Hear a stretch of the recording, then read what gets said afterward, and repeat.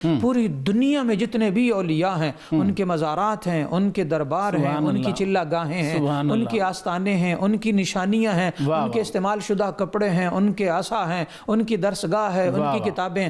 جب بھی آپ اللہ تعالیٰ کے نیک بندے کے بیٹھنے یا چلنے یا مزار پر دفن ہونے والی جگہ پر یا چلہ گاہ میں آپ جائیں تو وہاں بھی اللہ تعالیٰ دعا قبول فرماتا ہے اور رد نہیں کرتا۔ اس کی یہ جو قرآن سے بھی ثابت ہے اور احادیث مبارکہ سے بھی ثابت ہے۔ بہت سارے لوگ اس طرح کی غلط فہمیاں پھیلانے کی کوششیں کرتے ہیں کہ جب آپ مزارات پہ جاتے ہیں، اللہ تعالیٰ کے پیارے بندوں کے اور اولیاء کے پاس جاتے ہیں، وہاں دعا نہیں کرنی چاہیے، قبول ہوتی ہے نہیں۔ بالکل بھی ایسی بات نہیں۔ قرآن کا اور قرآن مقدس میں حدیث مبارکہ کا واضح طور پر کانسیپٹ یہ ہے کہ اللہ تعالیٰ کے جو پیارے بندے ہیں جہاں انہوں نے قدم بھی رکھے وہاں بھی دعا قبول ہوتی ہے۔ رفاعی صاحب یہ ارشاد فرمائیے کہ بہت سارے لوگ یہ شکایت کرتے نظر آتے ہیں جی میری دعا نہیں قبول ہوتی، تو کون سے ایسے لوگ ہیں جن کی دعائیں قبول نہیں ہوتی؟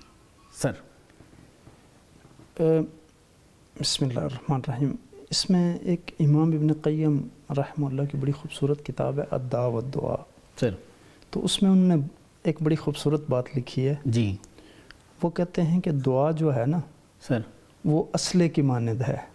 ٹھیک، جس طرح اگر کوئی اسلحہ چلانے والا بندہ ماہر ہوتا ہے نا، زبردست، تو جب وہ ماہر آدمی کسی دشمن پر فائر کرے گا تو وہ سیدھا جا کے لگے گا۔ بالکل ٹھیک۔ تو اسی طرح وہ کہتے ہیں کہ دعا کی یعنی جب دعا آپ اخلاص کے ساتھ مانگیں گے، اس میں سب سے پہلا عنصر جو ہے جس کو کرنی آتی ہے اس کی قبول ہو جائے گی۔ اب دیکھیں کہ یہ عظیم ترین ادب ہے دعا کے لیے۔ جس طرح اللہ تعالیٰ نے بھی دعا میں اخلاص پر زور دیتے ہوئے قرآن حکیم میں فرمایا کہ وَدْعُوهُ مُخْلِصِينَ لَهُ الدِّينَ، سبحان اللہ، کہ عبادت اللہ تعالیٰ کے لیے خالص کرتے ہوئے دعا میں بھی اسی کو پکارو۔ ٹھیک۔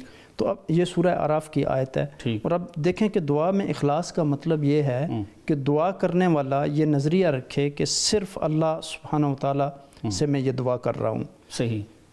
اور پھر عبادت اللہ تعالیٰ کے لیے خالص کرتے ہوئے دعا میں اسی کو پکارنا۔ صحیح۔ اور دعا کرنے والا یہ نظریہ رکھے کہ وہی اکیلا جو ہے اللہ سبحانہ وتعالیٰ میری تمام ضروریات کو پورا کرنے والا ہے۔ بالکل ٹھیک۔ اور دعا کرتے ہوئے پھر ریاکاری سے انسان گریز کرے۔ جتنا جو لوگ حرام کھاتے ہیں جی، تو ان کی دعائیں قبول ہوتی ہیں؟ اسلام کیا کہتا ہے اس کے بارے میں؟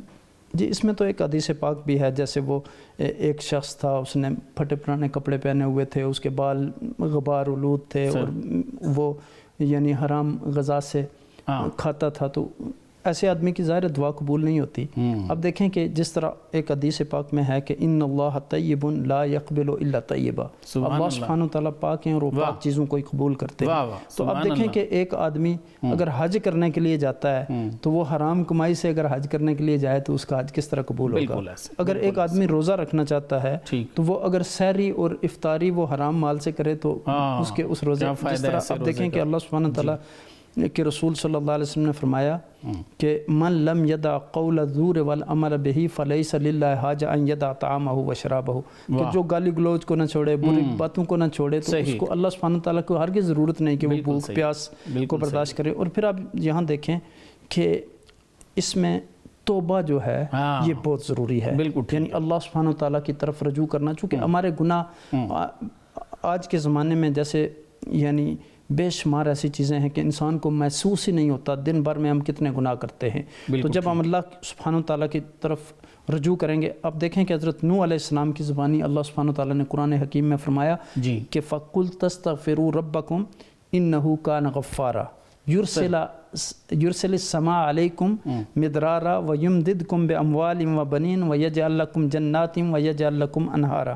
یعنی نوح علیہ السلام کہتے ہیں کہ میں نے ان سے کہا کہ اپنے پروردگار سے معافی مانگ لو، بلا شبہ وہ بڑا معاف فرمانے والا ہے۔ اللہ تعالیٰ تم پر آسمان سے پھر خوب بارشیں فرمائے گا، سبحان اللہ، سبحان اللہ، تمہاری مال اور اولاد سے تمہاری مدد کرے گا، تمہارے لیے باغ پیدا کرے گا، تمہارے لیے نہریں جاری کرے گا۔ تو اس سے پتہ چلتا ہے کہ استغفار کرنے سے اولاد کا معاملہ بھی حل ہو جاتا ہے، رزق کا معاملہ بھی حل ہو جاتا ہے، بارش اگر نہیں ہو رہی تو اس کا معاملہ بھی حل ہو جاتا ہے۔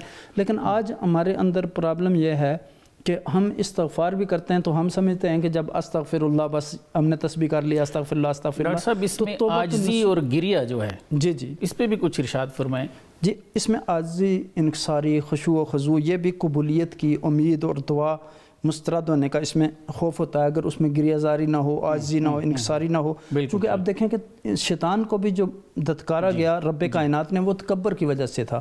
تو جب حقیقت میں دعا کی روح، دعا کا مقصد اور دعا کا مغز جو ہے وہ تضرع ہے، جس طرح رب کائنات نے قرآن حکیم میں بھی فرمایا ادعوا ربکم تضرعا وخفیہ انہ لا یحب المعتدین، یعنی اپنے رب کو گڑ گڑا کر خفیہ طور پر پکارو، بے شک وہ حد سے بڑھنے والوں کو پسند نہیں فرماتا.